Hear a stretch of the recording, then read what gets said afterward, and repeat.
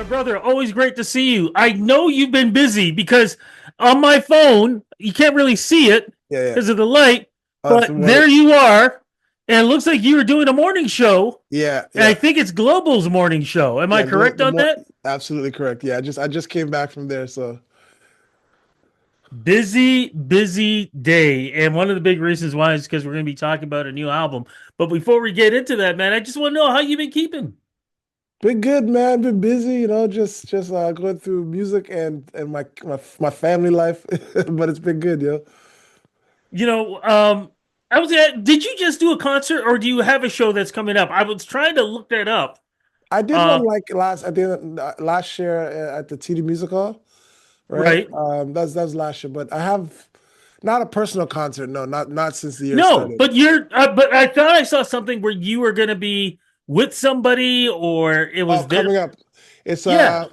We Are Country at the Globe and Mail Center, I believe it's called. Juno and Taylor's gonna be there as well.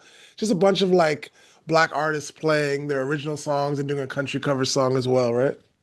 When is that happening? Do you know? 28th, I believe. 20th of February. February, yeah, yeah. Like next Oh, Friday. so next Friday. So this Yeah. may not go up by then because, like I said, you have an album that's coming out. And when is that Yeah. album coming out? That album's out. It's out. It's It's available out. for yeah, Oh, yeah, yeah. so we can Yeah. jump all over it. Yeah, yeah, Fantastic. yeah. So look, I'm going to jump right into it because I want to get into it now. Uh, what is the name of the new album and how is it representing you today? The new album is The Light Behind the Sun. Um, and coming out of the last album I wrote and recorded was like during the whole pandemic. Yeah. And it wasn't like I wouldn't call it a dark album considering what dark can mean in the music industry, right? But it was more internal, you know what I mean? And that album was just like a lot of the things that were going on inside me. Whereas this new album is just brighter. There's more light to it. There's more percussive elements to it. It's more worldly, more tribal a little bit, right? So for me, it's just really, I say it's like a folk record the whole world can sing to, right? So it's not just a regional record. It's like a global folk record, right? So musically, did the pandemic affect you just for a certain amount of time, or does it still sort of leak into your songwriting? I mean, it more affects like the way you navigate the music industry than the songwriting. I think when Mm. you write songs, you're just writing to write the best songs you can. You know what I mean? And I think with the last record, I wrote a record like if you, it's like a time capsule for a lot of emotions that went through the pandemic. You know what I mean? Right. Whereas this record, it's like no, everything that we went through, everything that we had is in the past. Now we want to feel vibrant, we want to feel lighter, we want to feel just free. You know what I mean?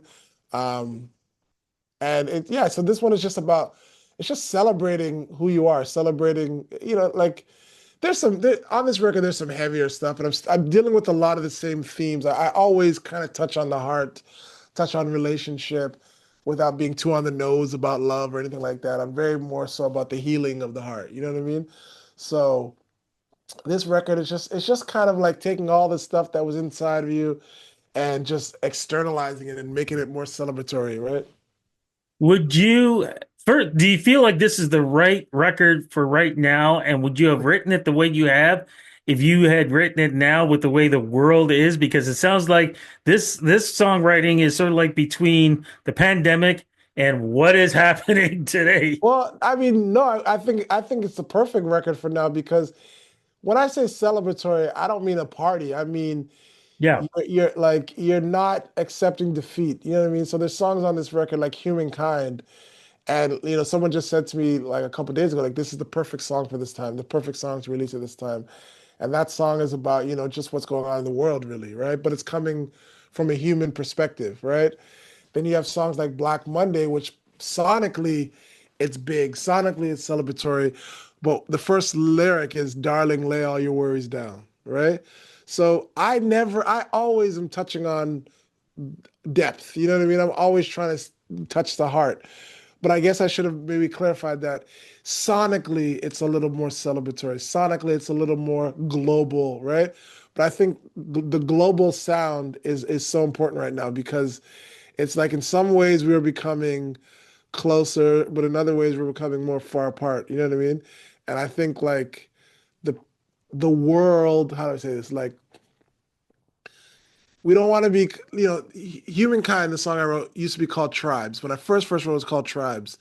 And we want to become less tribal. You know what I mean? We want to become more connected and more together, right? Without losing our identity or without losing the things that make us who we are, our heritage, our culture. You know what I mean? Those things are valuable. But when those things make us tribal or they pit us against each other, it's no good, right? How do you think that the person that I used to introduce over at City Hall Live in front of City Hall outside in the summer, how does that person change to the person who I see today? I think I'm just in more control in my creative process. I'm more calm. I mean, I'm always a calm person, but when I say calm, I just feel like I'm not like freaking out about everything in terms of like what people like. We give a lot of attention to the people in the music industry and like the executives and the gatekeepers and all that stuff. And I think I'm less focused on the gatekeepers and the executives and more. And I never really had to be because I was always independent. You know what I mean? But you let that get in your head. Um, and now I'm just focused on the music, just creating great music, creating songs that I connect to, creating songs that heal me. And if they do that for me, I always say it'll do it for somebody else, right? So I'm less concerned with just the industry of it all. You know what I mean? Have other people to worry about that stuff, right? So, But you switched because you were the guy that was running around asking questions of people, just like the industry. I'm finding now you're becoming the statesman, and people are coming to you. oh How does yeah. it feel in that position? I don't look at myself as that. I mean, I'm always willing to give information to people. I'm always willing to share I've always been like that. You know what I mean? Sometimes to a Mhm. fault. You know what I mean? Because people will take without giving back to you. You know what I mean? But yeah, I just want everybody to win. I just want everybody to succeed, and I'm a little tired of the artists, the lifeblood of this whole industry, kind of getting the back burner in so many avenues. You know what I mean? So it's just kind of like we got to share information with each other. We got to find ways to retain more control, retain more power, because while the major labels and the agents, they're all important, they'll never be more important than the artists. And something happened in the industry where those people became more important than the artists. They had more power and control than the Yeah. artists. And that's not a good thing. And I think it has to drastically change, right? Well, I got to throw this down at you, man, because we've never actually discussed this. Juno Awards, red carpet. I finally get a chance to introduce you to Chaos. What was that experience like for you, man? Because I keep looking back at that, especially when he said to you, I am your father, and then left. I always Hey, thought that was the oddest thing, even though you're a big fan of his. How did you take all that? I've been primed for Chaos for a long, like people have talked to me about Chaos, and I've watched a lot of his interviews, so I know that he's kind of an eccentric dude. He's kind of an oddball, like myself to a degree. He's just his oddballness is more out there than my oddballness. I just thought it was funny. I didn't take it, I mean, it could have been worse. He could have just ignored me altogether and just been like, I It's don't true. care about. So no, it was funny. It was just like it was awkward, yeah, but it was funny to me, right? Any chance that we're going to see the Junos? Because we speak coming up end of March in Not this year, no. Vancouver. I won't be there this year, but because all my music's coming out now, so it's Yeah, been coming out. So everything that will be eligible next year. So this year, I'm going to take a little break. I don't need to go to award shows unless you know, the award shows are really not for the artist. I know we think it is, but it's for the industry. Like, you know what I mean? And the reason why I do those things is to kind of give my team the opportunity to be celebrated, right? We all want to win them, but they don't like, they don't transform our careers that much. You know what I mean? So I think it's important to be there when you can be there when you're up for nominations, obviously. But I didn't get into the industry to be at award shows and on red carpets. I got into it to create music and to connect with people. So okay, look, as we wrap it up, I want to go back again.